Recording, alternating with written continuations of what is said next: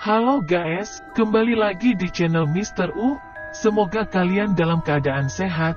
Beberapa waktu lalu Badan Meteorologi, Klimatologi dan Geofisika memprediksi 2023 akan terjadi El Nino. Badan Meteorologi, Klimatologi dan Geofisika, BMKG, juga menyatakan bahwa tahun 2023 ini kondisi musim kemarau di Indonesia akan lebih kering, serupa dengan 2019 lalu.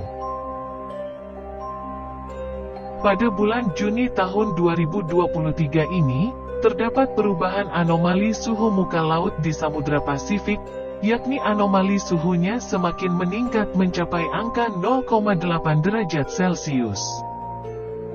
Hal itu merupakan tanda penguatan El Nino, kata Dwi Korita Karnawati selalu Kepala Badan Meteorologi, Klimatologi dan Geofisika. Dwi Korita Karnawati juga mengatakan diprediksi terjadi fenomena atau gangguan di Samudra Hindia yang dinamakan IOD yang dapat memperparah kekeringan yang terjadi di wilayah Indonesia. Perlu diketahui bahwa El Nino merupakan fenomena pemanasan suhu muka laut, SML, di atas kondisi normalnya yang terjadi di Samudra Pasifik bagian tengah. Pemanasan suhu muka laut ini meningkatkan potensi pertumbuhan awan di Samudra Pasifik Tengah dan mengurangi curah hujan di wilayah Indonesia sehingga di wilayah Indonesia terjadi kekeringan. Sementara IOD merupakan suatu fenomena naik turunnya suhu permukaan laut dalam periode tidak teratur. Naik turunnya suhu muka laut dalam indeks menyerupai osilasi. Ketika wilayah Samudra Hindia bagian barat lebih hangat daripada bagian timur, maka curah hujan di wilayah Indonesia akan berkurang. Seperti yang diprediksi pada tahun 2023. Fenomena El Nino dan juga IOD merupakan fenomena alam yang tidak bisa dianggap remeh karena dampaknya terhadap jiwa dan kesehatan masyarakat serta dapat mengganggu perekonomian suatu negara.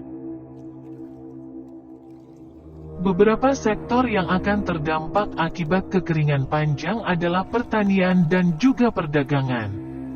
Banyak dari hasil pertanian yang mati atau berkurang produksinya akibat kemarau panjang.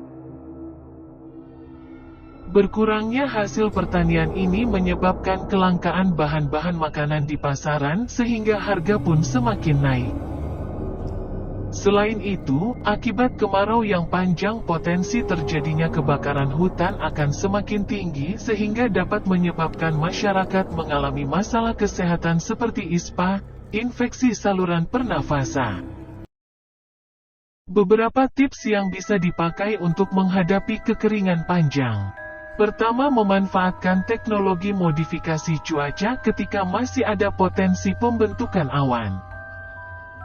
Pemanfaatan modifikasi cuaca hanya bisa dijalankan ketika awal-awal musim kemarau, yakni saat potensi awan-awan hujan masih ada sehingga awan-awan hujan tersebut bisa dijatuhkan di bendungan atau waduk.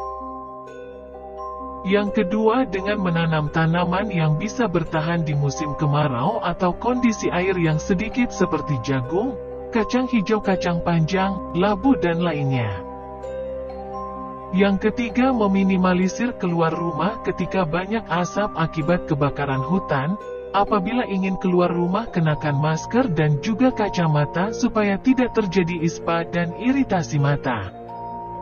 Yang terakhir, selalu ikuti informasi terkini mengenai El Nino dan efek yang ditimbulkannya dari instansi terkait seperti BMKG, LAPAN, BRIN, BPBD dan lain-lain. Oke guys, itu saja yang bisa saya sampaikan, semoga bisa bermanfaat. Ikuti terus update video dari channel Mr. U.